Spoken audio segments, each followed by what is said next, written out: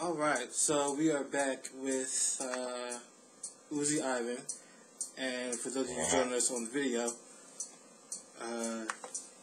you can now see him. Alright, so, also, I should also mention, if you hear any noise in the background, that's my co-host, Sahara. That is my daughter, because you just didn't know. Alright, so, Uzi, what is going on? How are you? How was your New Year? Pretty good, I'm good. That's good. It was good. How about yours? It was alright. You do anything special? No, not really. Actually, I worked on a lot of music. Oh, really? That's pretty cool, actually. Alright, so speaking of music, let's get started. What is the history behind Uzi Ivan? Well, I mean, obviously people who are fans of Power Rangers will see the allusion to Ivan Ooze. And it's just really about that. Like, I think of villain names because I try to be a good guy, but there's a struggle, I hear you. But, I mean, I think you seem to be a relatively more so on the good guy's side, so what's the relationship? It's really just a testament to, like, the battles that I've been through. I haven't always been a good guy, necessarily, and I want to keep it in focus and keep it legitimate with people, There's always a struggle. There's always a struggle between writing my good rhymes and writing rhymes that aren't necessarily 100% with the focus that I want to keep in line with, just because that's how the lyrics come sometimes, Okay, I hear you. It's pretty cool. So any affiliations with anybody? You formed any rap groups or anything? Yeah, actually, my friend, Cypher Sells, the Scarecrow, me and him have a little group called Arkham. You can look it up on Facebook. We also have our own little MySpace page. Just look up Arkham, ARKHM, with periods in between each letter. Okay. So, when I think Arkham, I'm thinking Batman. You said Scarecrow, and who was the other guy? He's Cypher Sells, the Scarecrow, and when I'm with Arkham, I go under the nickname the Riddler. Because once again, he's the guy that walks the line. He's a bad guy sometimes, good guy sometimes. Yeah. I hear that. One of my favorite characters, actually. One of my favorite characters. Yes. Yeah. Really awesome. Alright, so, who are you listening to? Specifically, I almost say specifically in rap, but how about we go in rap, and then the Philly artists, and then just music in general? Alright, well, I mean, if we're talking about people currently in rap, who am I listening to? Oneself. I really like Oneself. He's a good artist. I listen to a lot of the guys that aren't necessarily getting played on the radio. I listen to those guys. I appreciate, like, Soulja Boy and those guys for what they're worth, but they're not really rap to me. They're hip-hop, It's a whole new generation, I appreciate what they're doing, but it's pop, Okay. In terms of Philly guys, of course, Meek Mills, who from Philly isn't listening to him right now? Right. Everybody. Slaughter Rico, I just came upon him. He's real nice.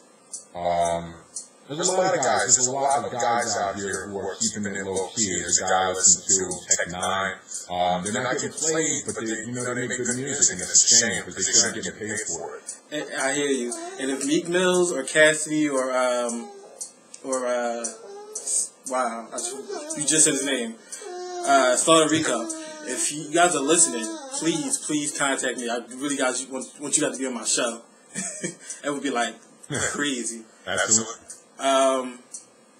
So what about in general, like anything rock, techno, grunge?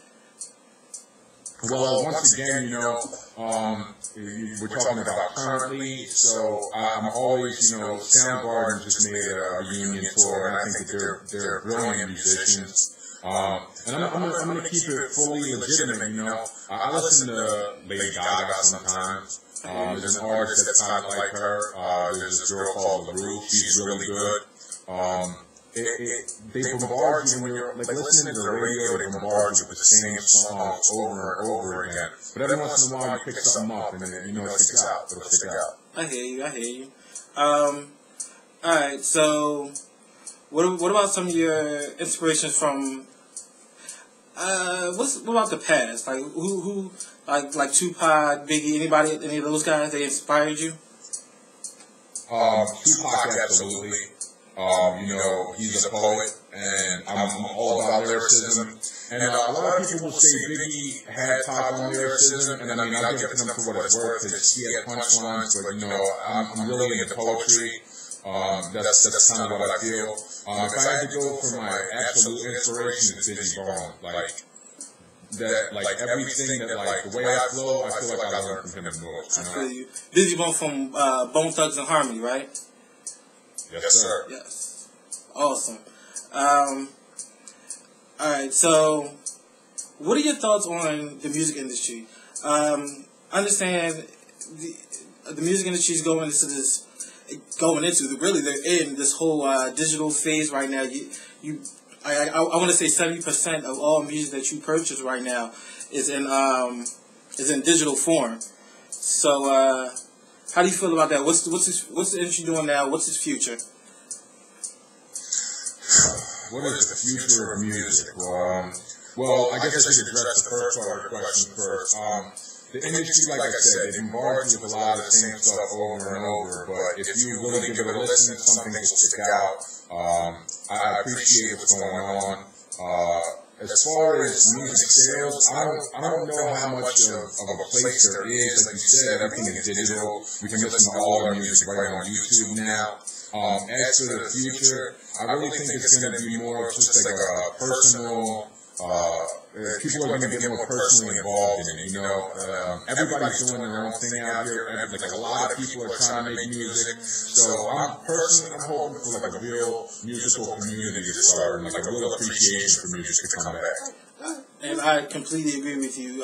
We really need to go back to our roots, back to where it all began, where we were actually creating music just for the hell of it, not for cash. Like, I got a friend now, when I go to work on my 9 to 5, and he's really into the music game, but he tells me he's honest with, he keeps me 100. He's really just gonna be in it for the money, because that's really what it is.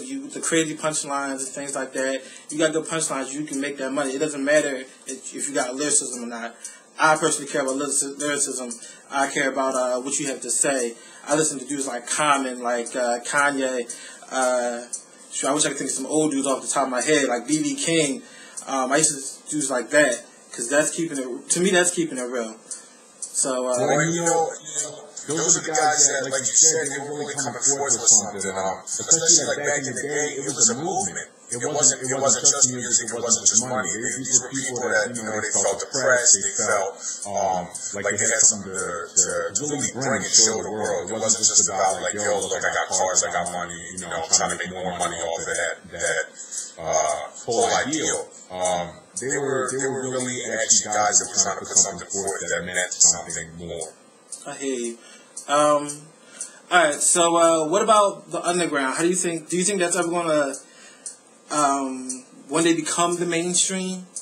And just in general, what are your thoughts on it?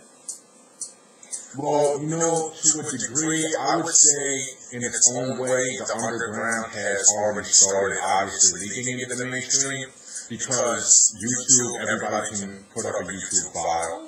And people will listen to it. I mean, alright, I'm talking about people that actually appreciate and listen to rap, and aren't just putting on their radio and listening to whatever's on. Like, if you really like rap, you're going to do the research. You're going to have people showing you good artists, and you're going to be able to show good artists to other people. And that's really the music community right there.